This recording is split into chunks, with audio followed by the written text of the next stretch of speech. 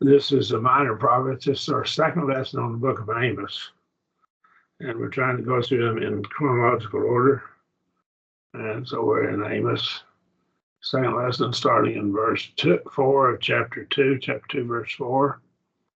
And we're looking at 4 through 16, the judgment upon God's people that Amos prophesies of. First of all, we must look at the offenses of Israel and the reason for the judgment. God doesn't just judge, there has to be a reason. So he's going to justify it in chapter 3, verse 1 through chapter 5, verse 27. I won't go through all of those, but this gives us the outline for it. Whether you have judgment upon Judah because she despised God's laws, chapter 2, verse 4 through 5.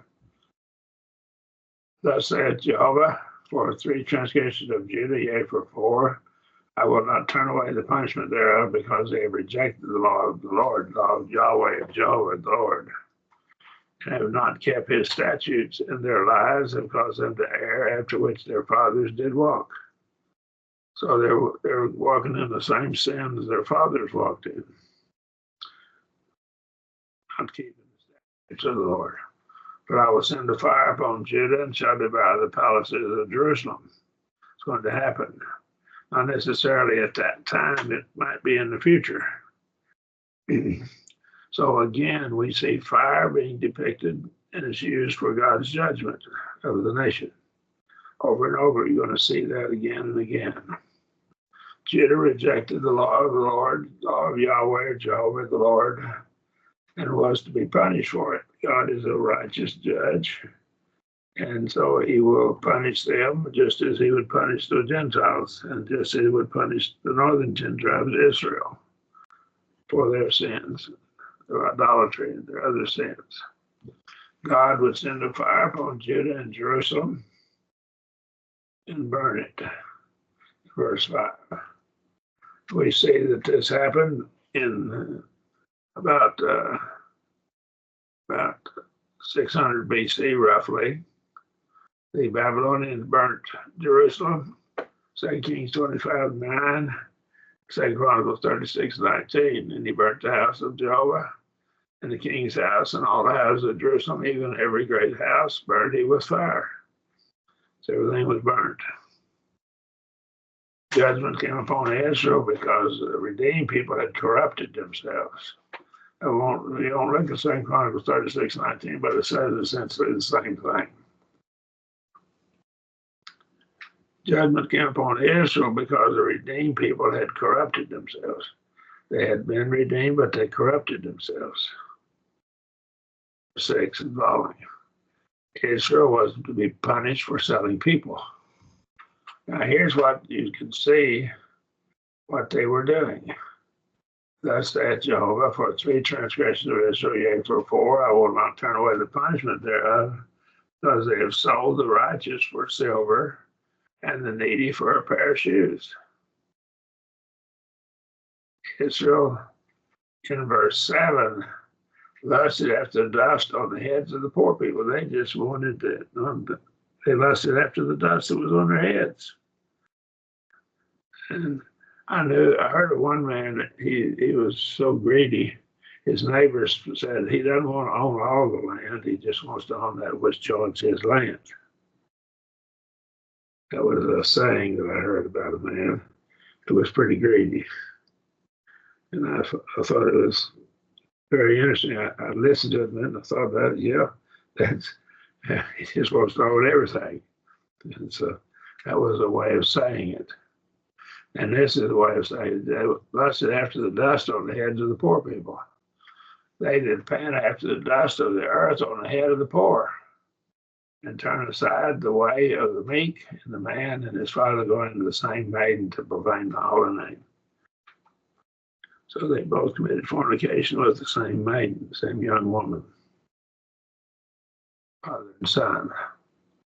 God forbade them from keeping the clothing of a person who was in debt. And they were forbidden to do that, but they did it. They lay themselves down beside every altar, upon every altar. Notice, not the one altar that God had set forth, but every altar. So they were worshiping the true God, but they were also worshiping false gods at the same time, trying to mix the two. You can't mix the two. God's a jealous God. He won't tolerate worship of anyone but God, but the true God. It's ludicrous to think of worshiping someone else. Right? They lay themselves down beside every altar upon the clothes taken in pledge. You couldn't keep the pledge overnight. The clothing taken in pledge overnight. In the house of their God, they drink the wine of such that have been fined. So they figured out a way to fine the people. And this is the case. We see this with judges who will make money for a town, and they call them speed traps. Once through a town, and they'll fine you for, and sometimes they'll invent a crime for you that you supposedly committed. Call them speed traps. But they're going to do this. God destroyed the Amorites because of their iniquity for the same sins. Genesis 15:16. And in the fourth generation, it's come together again, for the iniquity of Amorite is not yet full. Abraham, you're going to come to this land in the fourth generation. And the iniquity of Amorite's not yet full yet. So it's not full yet. Amos, yet destroyed I the Amorite before them. See, he's talking about what happened to the Amorites, whose height was like the height of the cedars, and these were giants. He was strong as the oaks, yet I destroyed his fruit from above and his roots from beneath. So he was like a tall cedar. They were tall people. When we look at these people, Goliath was one of them. He was close to 9'9" is about how tall he was. And there's archaeological evidence of giants living on the earth. They found it. They finally found it and they've released it. And they haven't covered it up. So here, people are nearly 10 foot tall. And yet they were destroyed. And whenever I look at Caleb, and I get off on Caleb here, Caleb, whenever he was going into the land, he had spied out the land where the giants were. And what he did is he said, I want that land. And Moses gave it to him, and he was 81 years old, and yet he led his army against these giants, and he conquered them. And here's a man who's 81 years old leading the army. And he was right out there fighting against them. He was indeed a great man. If you haven't studied about him, you need to study about Caleb. He had destroyed all the Amorite before them, whose height was like the height of the cedars. He was strong as the oaks. If you think you're strong and can win by your own might or own power, think about the Amorites. They were powerful, yet I conquered them. I destroyed his fruit from above and his roots from beneath, like a cedar. Also, I brought up out of the land of Egypt and led you 40 years in the wilderness to possess the land of the Amorite. Now, there's a lesson in this, that they were led 40 years. And the reason they were led 40 years is because of unbelief. That's why they had to wander for 40 years. But they were given the land. At the end of the 40 years, they possessed the land of the Amorite. They came in and took it. God gave them Nazarites and prophets to set them apart, and they attempted to corrupt the Nazarites and the prophets. I raised up of your sons for the prophets and of your young men for Nazarites. Is it not even thus, O ye children of Israel, saith Jehovah? But you gave the Nazarites wine to drink. A Nazarite wasn't allowed to drink wine. And not anything from the grape. And that would include grape juice. Commanded the prophets, saying, prophesy not. So you forbid the prophets. You told them quit prophesying. So the Nazarites and the prophets that I raised up, you tried to thwart them from fulfilling their duty to me. They would not be able to stand against their enemies because they had done all of this. Verse 13 and 14, he says, Behold, I will press you in your place as a cart presses that is full of sheaves. So a cart that's full of sheaves, it's heavy, it's moving, and it makes deep, it sinks deep into the ground, makes ruts in the ground, where it packs the ground. So it presses that is full of sheaves, and flight shall perish from the swift. And the strong shall not strengthen his force, neither shall the mighty deliver himself. I don't care how strong your army is. If God's against you, you're going to lose. We in the United States need to know that, need to learn it. We need to repent of our collective sins as a nation. Do what's right always. 15, neither shall you stand that handleth the bow. A bow is a formidable weapon. You can shoot arrows from a distance. He that is swift of foot shall not deliver himself. I don't care how fast you can run, you can't deliver yourself. Neither shall he that rideth the horse deliver himself. The Jews were forbidden to have horses, to use them, to trust in them. Okay? And a horse can run pretty fast, and you can't deliver yourself. And he that is courageous among the mighty shall flee away naked in that day, saith the Lord. Saith Jehovah, saith Yahweh. So the courageous man's going to flee away. And he's lost, he's wounded, he's lost all of his armor, he's lost all. Now we see in chapter 3, verse 1, the offenses of Israel and her judgment to come. Israel had a unique relationship with God. But that unique relationship demanded all of her sins to be punished. She had special privileges. To whom much is given, much is required. That's the principle found throughout the scriptures. Now we're going to introduce the judgment, announcement of the judgment in verse 1 and 2. Hear this word that Jehovah has spoken against you, O children of Israel, against the whole family which I brought up out of the land of Egypt. Now this is the whole family, that would be all 12 tribes. If you count the Levites, the 13 tribes. You only have unknown of all the families of the earth. Therefore I will visit upon you all your iniquities. I knew you special. I treated you special. You had your own law. All the other nations had the same law, the patriarchal law, but you had your own law. And you corrupted yourselves. And so I'm going to visit upon you all your iniquities. I'm going to inspect you, and I'm going to punish you for your iniquities. God requires more of those with whom he gives more blessings. Here in Luke 12:48, he says, But he that knew not and did things worthy of stripes shall be beaten with few stripes. And to whomsoever much is given, to him shall much be required.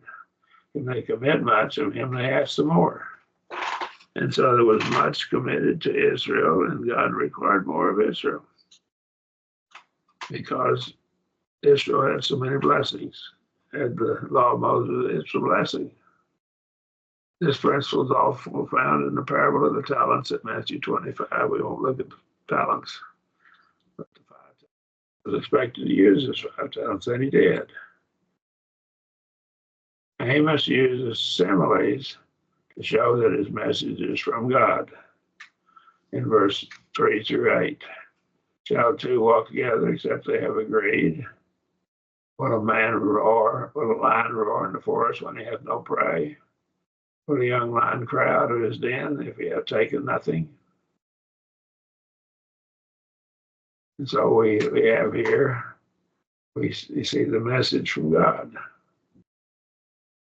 A bird fall in a snare upon the earth when no gin is set for it. Shall a snare spring up from the ground and it taken nothing at all? Shall a snare spring and string up if there's nothing that triggered it? See? Shall the trumpet be blown in the city and the people not be afraid? Let's go back and look at these.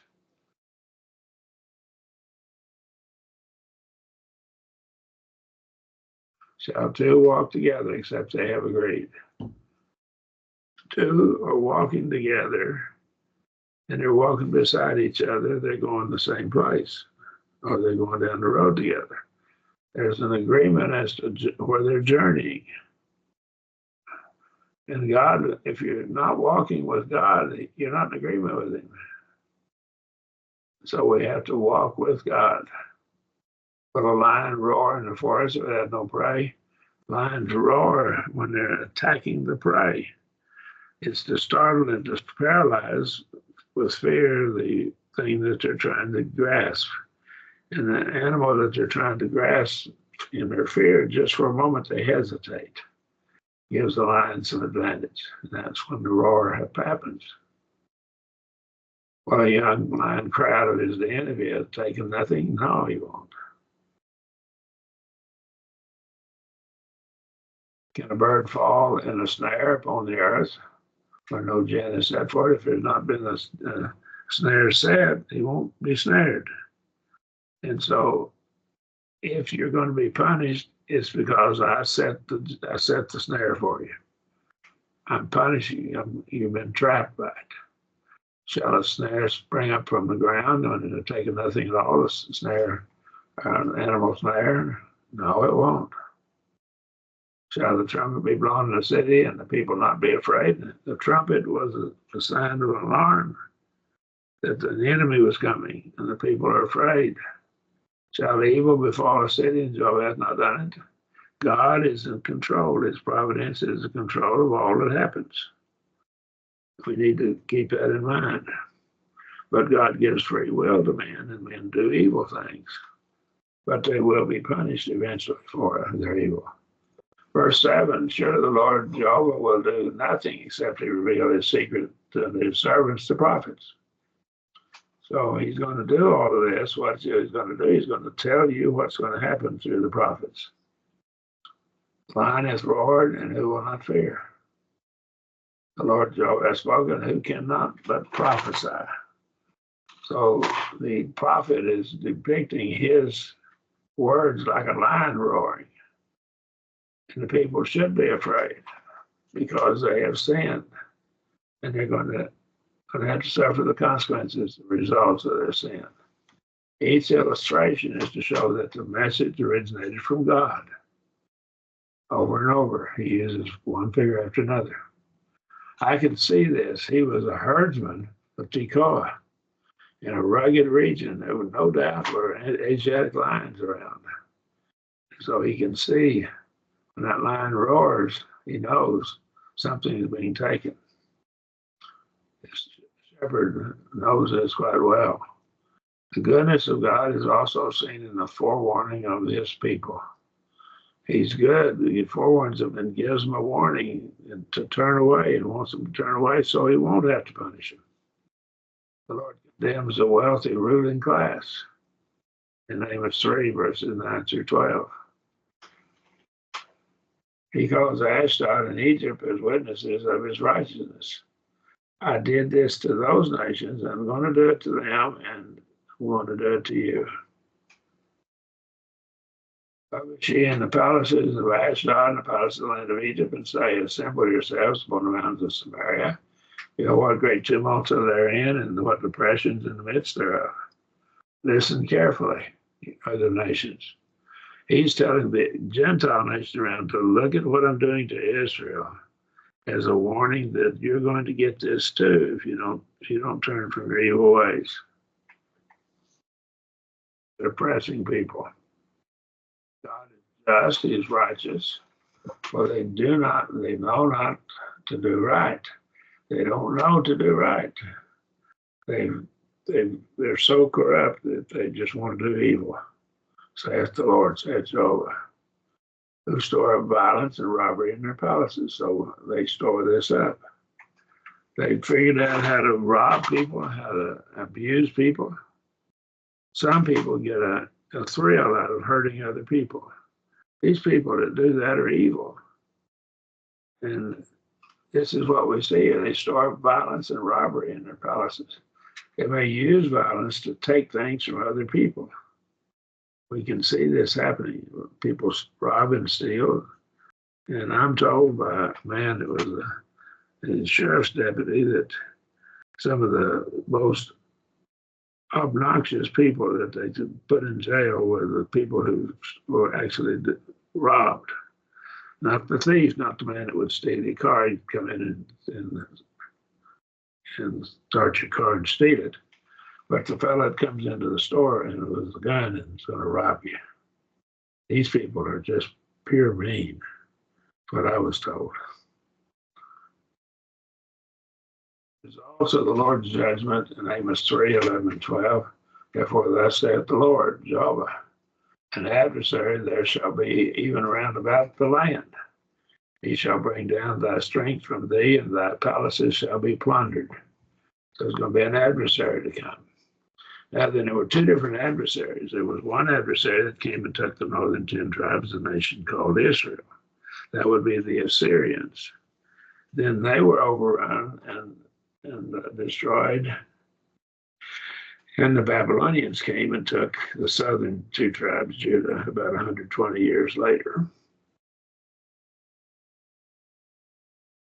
Plundered their palaces.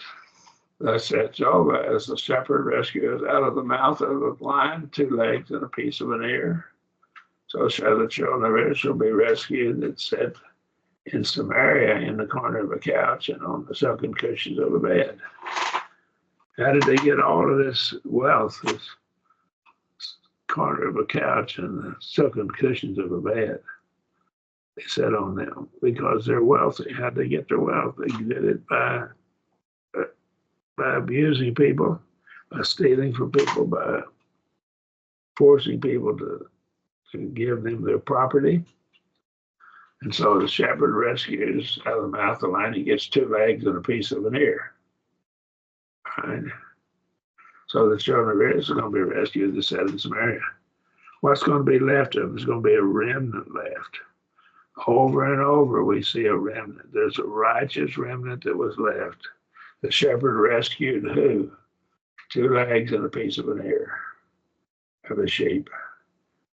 The sheep represents the nation called Israel, the northern 10 tribes, and what's left is just a small remnant left.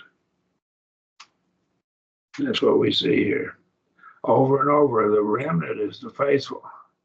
2 legs and a piece of an ear represent the remnant that would be left after the Assyrians took them captive. God always has his righteous remnant. It's called the residue in Amos 4:4 that he preserved. So he preserved a residue of a remnant. Those people who had been wicked and abused the other people probably died. God saw to that. But the enemy army brought them to their death. And any questions?